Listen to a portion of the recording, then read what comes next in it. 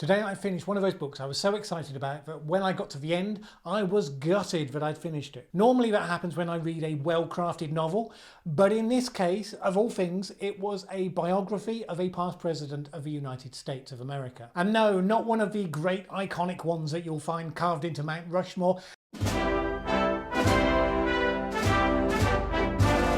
And not even because of what he did as a president. Now I should step back for a moment. I realised a while ago that I was shockingly ignorant about the history of the United States, and I decided that one of the things I was going to do was to read the biographies of the US presidents. Now I know that history isn't just an account of the great leaders, but it's certainly an important part. Now I try to read a couple of hours every day, and I've established a tradition that every fourth book that I read will be the biography of the next president in line. As a result, I've just finished the biography of John Quincy Adams, the 6th President of the United States. I must say I thought John Quincy Adams was generally going to be dull. I was wrong. I apologise sincerely to his memory and to all of his surviving ancestors. He was the son of John Adams, who was the 2nd President and who was also the first one-term President.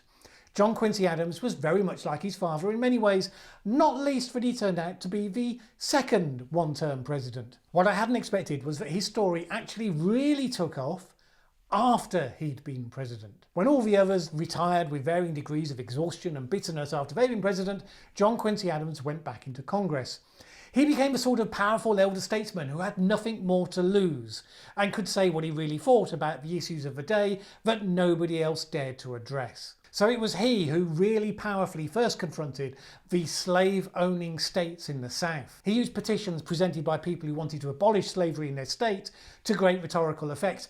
In fact, he made such a nuisance of himself that the whole mechanism for being able to petition the government was shut down. And he had to be persistent, fearless and skillful to keep pushing back, gradually, bit by bit, eating away at the anti-democracy voices until after a full decade, he'd worked his way from being a tiny minority voice to finally winning the vote. I often talk about the 3 characteristics of really powerful changemakers. 1, they aim to see the world clearly. 2, they gain an understanding of what needs to change in order to make a lasting difference.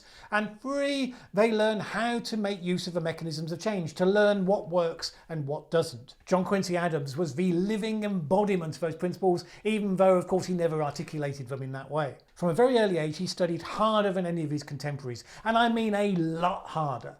He'd been coached to prepare himself for public service. Now, in some ways, he was a less effective political operator in the early part of his career because of his focus on knowledge and less on some of the softer skills. Politics in the US was very factionalised. He focused on what he believed to be the truth, and that led him to stand apart from both factions. And that meant that neither faction embraced him, and that made things a lot harder, although in the long run it's probably why he became president, so things paid off in the end. He did make a lot of enemies by refusing to grant favours when he became Secretary of State and when he became president, but he was following a rigid moral code and to a very high standard. When others avoided the explosively controversial case of the slave ship, the Amistad, he took it on. The Amistad had kidnapped 3 men from Africa and was taking them to sell as slaves when they overthrew their captors and ended up in America. Some had argued that they were slaves rather than freeborn captives. John Quincy Adams fought the case up to the Supreme Court. The stakes were huge,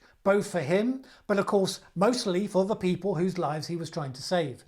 The majority of the judges had been appointed by the slave states supporting successors to Adams as president.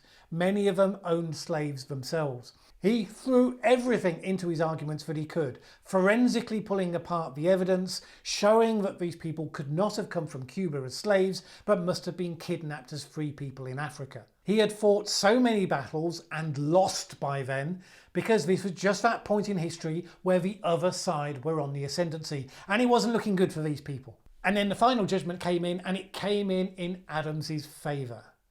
A huge victory, probably life-saving for at least 50 people, and enormously symbolic to an America that was becoming pretty ill at ease with itself. The willingness to stand against the tide, to work hard and improve your knowledge and your skill in making a difference, these are all reasons why I found myself admiring John Quincy Adams and seeing him as a superb example of change-making at its finest. Was he the greatest president? Oh no. But was he possibly the greatest ex-president? Well, maybe he was. Isn't that an interesting thought? That sometimes you can be more effective after the career peak? Heck, there might even be hope for an old git like me. One final note, this is the last of my holiday season 5-minute videos. Did you like them? I'm not going to stop doing the more research heavy videos, but should I do more of these as well? I'd be interested to know what you think. Let me know in the comments below, and have a great 2020.